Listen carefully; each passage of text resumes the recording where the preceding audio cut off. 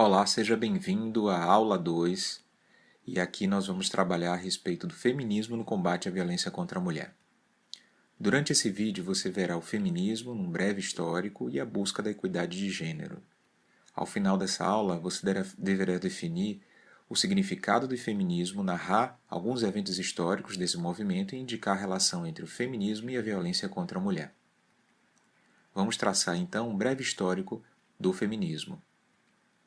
Feminismo é um movimento que produz sua própria reflexão crítica e sua teoria. Portanto, por causa disso, dizemos que o feminismo é uma militância e, ao mesmo tempo, uma ciência.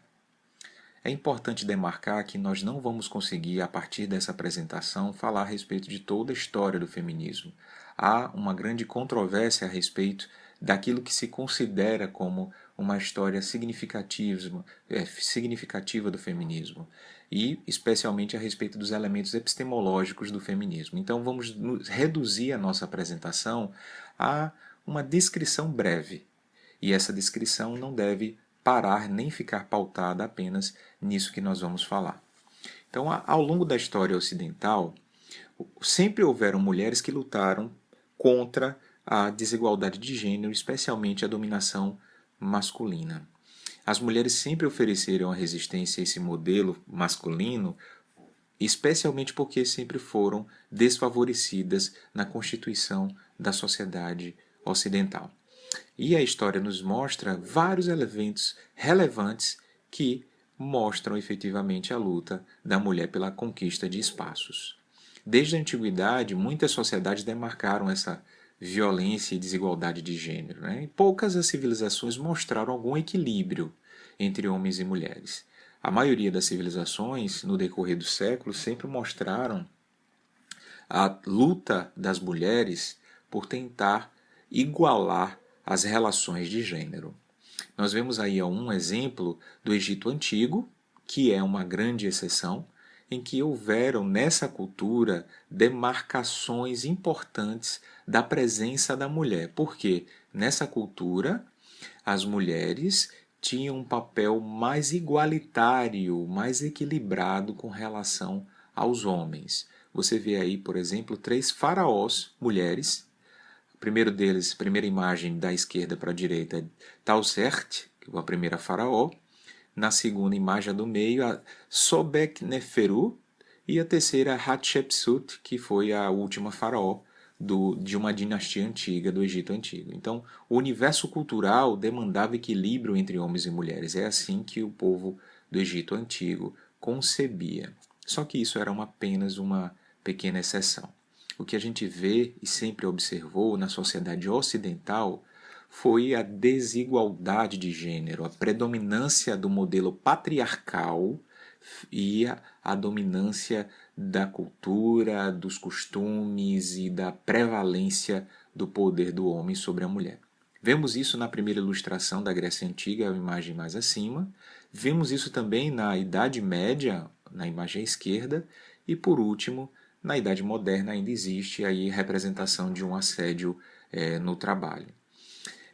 Mas existem aí alguns marcos importantes de contracultura em que as mulheres se organizaram e promoveram determinadas quebras de alguma hegemonia masculina. Vocês veem aí fotos, imagens do movimento sufragista, aquele movimento em que as mulheres brigaram pelo direito ao voto, ao sufrágio universal, né?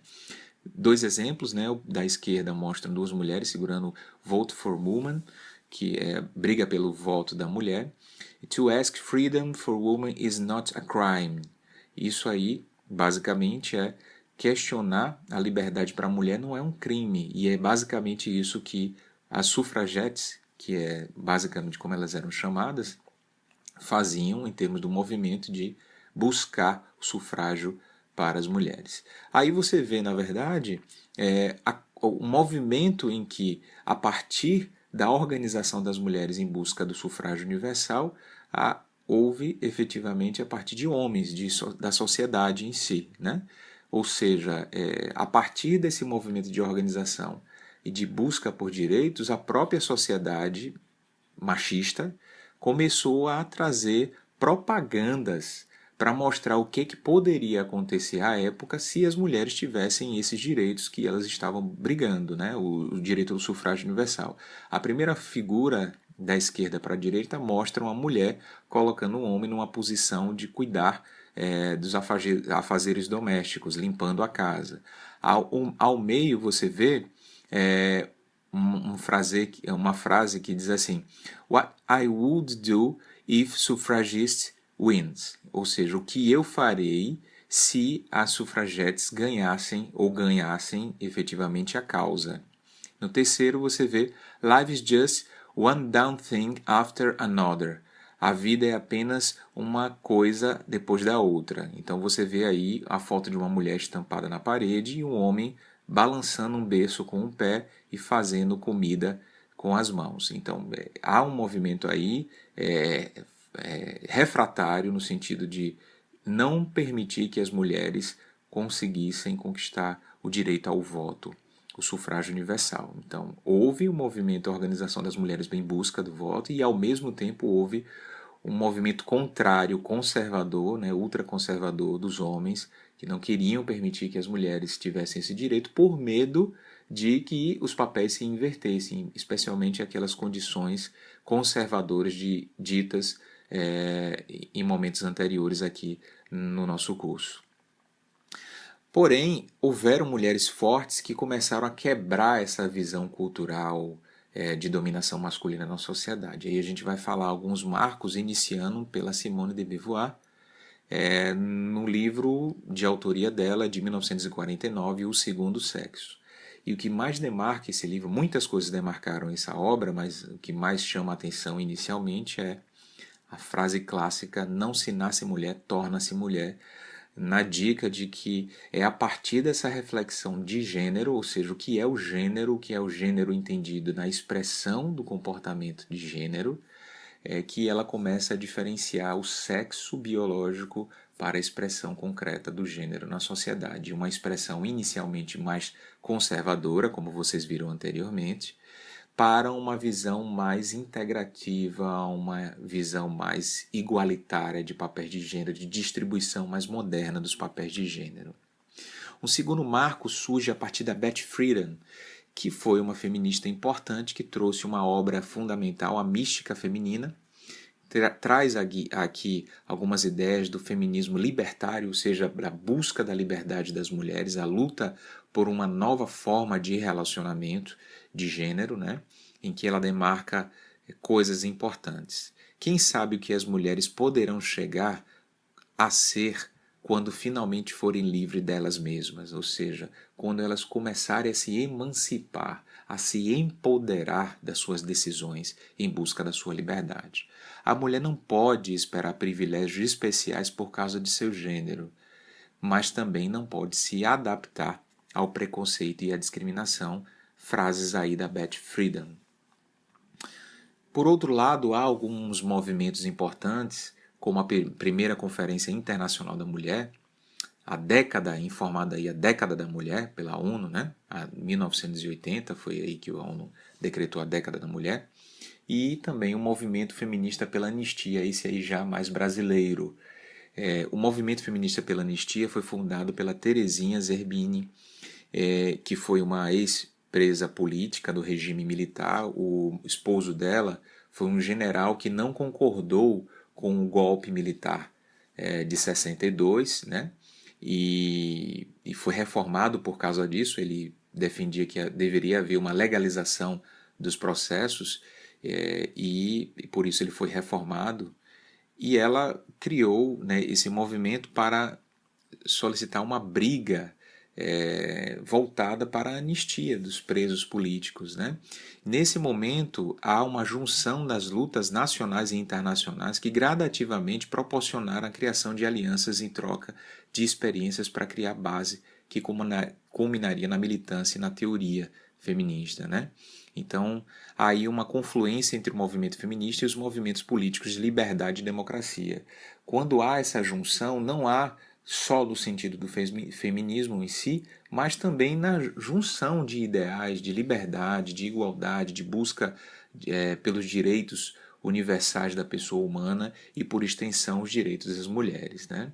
E aí, a partir dessas brigas e dessas junções, a gente entende aí que há uma profissionalização depois desses movimentos, a criação do Conselho Nacional da Condição da Mulher. E é o que a gente observa na década de 90, né? A profissionalização do movimento feminino no final do século XX. Começaram a surgir ONGs especializadas em intervenções junto ao Estado para garantir os direitos das mulheres e combate à violência contra a mulher.